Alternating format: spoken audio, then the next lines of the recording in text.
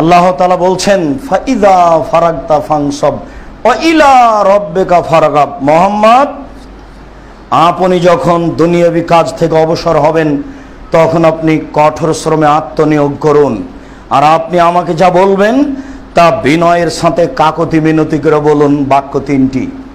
প্রথম বাক্য হলো এই, দুনিয়াবি কাজ থেকে যখন আপনি অবসর হবেন তখন কঠোর শ্রমে আত্মনিয়োগ করুন। বিশ্বাস করুন, পৃথিবীর যে কোনো কাজ সহজ, ইবাদত তার চেয়ে ভারী। পৃথিবীর যে কোনো কাজ সহজ, ইবাদত তার চেয়ে ভারী, তার উপরে টিকে থাকা খুবই কঠিন। এরপরে বলছেন কঠোর শ্রমে আত্মনিয়োগ করে আমাকে যা বলবেন তা বিনয়ের সাথে বলুন। এরই ফাঁকে আমি আর একটা কথা যোগ করি। আয়েশা রাদিয়াল্লাহু তাআলা আনহাকে জিজ্ঞাসা করা হয়েছিল রমজান মাসের ইবাদত, রমজান মাসের সালাত। তখন আয়েশা রাদিয়াল্লাহু তাআলা আনহা বুদ্ধিমতী মহিলা, উনি বলছেন রমজান আর গায়ের রমজান, রমজান মাসে এবং অন্য মাসে 11 মাসের চেয়ে বেশি সালাত আদায় করতেন না রাতে। রাতের ইবাদত সম্পর্কে আয়েশা আপনি বলুন। আয়েশা রাদিয়াল্লাহু তাআলা আনহার চেয়ে রাতের ইবাদত পৃথিবীর কোনো মানুষ বেশি জানতো, এই দাবি মিথ্যে। মুহাম্মদ সাল্লাল্লাহু আলাইহি সাল্লাম তার ঘরের মানুষ, আয়েশা তার ঘরের মহিলা, তিনি সবচেয়ে ভালো জানতেন। তিনি বলেছেন রমজানের ইবাদত আপনারা জিজ্ঞাসা করছেন শুধু রমজান এবং গায়ের রমজান, রমজান ছাড়া অন্যান্য মাসে 11 মাসের বেশি সালাত তিনি আদায় করতেন না। পরের বাক্যে তিনি বললেন 4 রাকাত পড়তেন। লা তাসালান হুসনাহিন্না ওয়া তুলাহিন্না। দুঃখিত, আপনারা আমাকে জিজ্ঞাসা করিয়েন না এর লম্বা কত, এ কত সুন্দর, এ কত সুন্দর, কত লম্বা, এ কত সুন্দর, কত লম্বা, এ কত সুন্দর, কত লম্বা। একজন আরবি ভাষার মহিলা লম্বা কত ভাষা দিয়ে বলতে পারেননি। একজন আরবি ভাষার মহিলা কত সুন্দর ভাষা দিয়ে বলেননি। উনি বলছেন ভাষা সম্পর্কে আমাকে জিজ্ঞাসা করো না গো, ওটা কত সুন্দর ছিল আর কত লম্বা ছিল। কি দিয়ে বুঝাই আমি কত সুন্দর আর কত লম্বা? তাহলে আপনাকে কি দিয়ে বুঝাই যে 20 রাকাত তারাবির রাইফেলের গুলির মতো চলছে। সবাই টেনশনে, ইমামও টেনশনে, বাপ রে বাপ 20 রাকাত সারা দিন কোরআন মাজিদ মুখস্থ করেছে, হয়তো বা পিছনের লোককে বলে দিয়েছে দেখো গো অত ভুল ধারণা নইলে আমি টিকতে পারবো না। কোথা থেকে কোথায় যাচ্ছে ইমামেরও খেয়াল নেই, মুক্তাদিরও খেয়াল নেই। মুক্তাদি তো পারাই জানে না। আর 20 রাকাত তারাবি, এও তো একজন মানুষ, আর যিনি হাফেজ তিনিও তো একজন মানুষ। সবাই টেনশনে। আর 4, 5, 6 রাকাত হওয়ার পরই পিছনে যারা আছে তারা বারবার হাই উঠছে, শয়তান বারবার তাকে আঘাত করছে। সবাই ব্যস্ত। বলেন এর সুন্দরতা কোথায়, দৈর্ঘ্যতা কোথায়? এর সুন্দরতা কোথায়, দৈর্ঘ্যতা কোথায়? মুহাম্মদ সাল্লাল্লাহু আলাইহি সাল্লাম, আপনি যে আমাকে বলবেন বিনয়ের সাথে বলুন। বলুন এখানে বিনয় কোথায়? আসসালামু আলাইকুম রহমতুল্লাহ, আসসালামু আলাইকুম রহমতুল্লাহ, বেহাক্কে লা ইলাহা ইল্লাল্লাহ।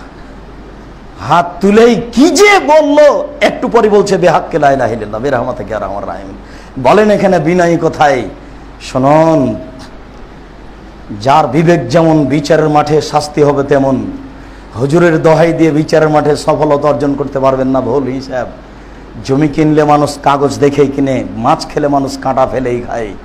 অতএব হুজুরের দোহাই দিয়ে পার হয়ে যাবেন বিচারের মাঠে, কথা ঠিক নয়। আপনি ইবাদত বুঝে করুন। এই রমজানের তারাবির সালাত আপনি যেইভাবে বিবরণে এসেছে সেভাবে পড়ুন।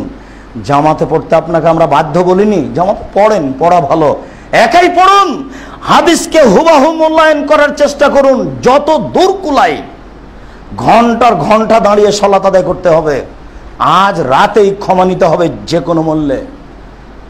এক পর্যায়ে অঝোর নয়নে কেঁদে ক্ষমা নেবই। ক্ষমা নিয়ে রাত পোহাবে, রাত তার আগে নয়।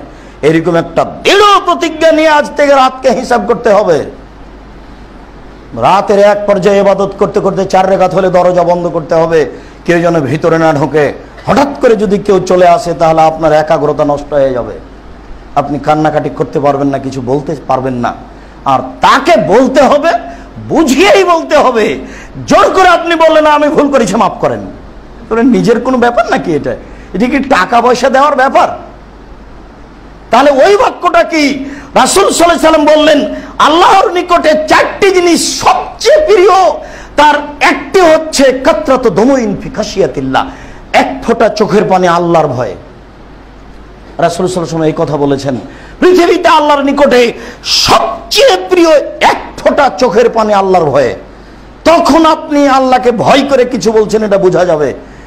আর চাইলে হবে, এটা একটা ব্যাপার আছে যে কেন ভুলে গেলেন ওই সেদিনের কথা। আবু জাহাল চিৎকার দিয়ে বলে, এই কে আছে? মোহাম্মদ যখন সিজদায় যাবে তখন তার উপরে উটের ভুঁড়িটা চাপিয়ে দেয়। একজন বলো আমি। মোহাম্মদ সাল্লাল্লাহু আলাইহি সাল্লাম যখন সিজদায় গেছেন, উটের ভুঁড়িটা নিয়ে এসে চাপিয়ে দিয়েছে, অট্টহাসি দিচ্ছে, একজন আর একজনের গায়ে পড়ছে। ফাতেমা দৌড়িয়ে এসে, রাদিয়াল্লাহু তাআলা আনহা দৌড়িয়ে এসে বাপের উপর থেকে উটের ভুঁড়িটা সরিয়ে কি যেন বলে গালি দিচ্ছিলেন। রাসূল সাল্লাল্লাহু আলাইহি সাল্লাম উঠে তাদের জন্য বদদোয়া করলেন, আল্লাহ উতবা সাহেব ওয়ালিদ বিন মুগীরাকে ধ্বংস করো। রাসূল সাল্লাল্লাহু আলাইহি সাল্লাম এই বিপদে পড়ে দোয়াটা করেছিলেন।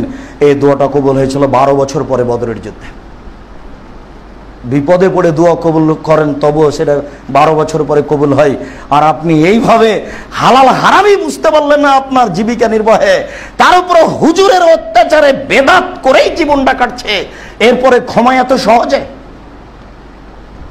রাসূলের পদ্ধতিতে আসেন, 8 রাকাত তারাবি পড়ুন, 20 রাকাত নয়। আব্দুর রাজ্জাক সাহেব, শহরে বসবাস করে খুব বিপদে আছি, 8 রাকাত হয়ে গেলে চলে আসেন, নইলে বাড়িতেই পড়েন। ফরজ সালাত তো আর জামাতে পড়তে আপনি বাধ্য নন, সুন্নাত সালাত তো আপনি জামাতে পড়তে বাধ্য নন। জামাতে পড়া ভালো, নেকির আশায় আপনি একাই পড়ুন। সেখানে যেতে হবে, বেদাত করতে হবে কেন? জরুরি ভিত্তিতে কথাটি খেয়াল রাখবেন।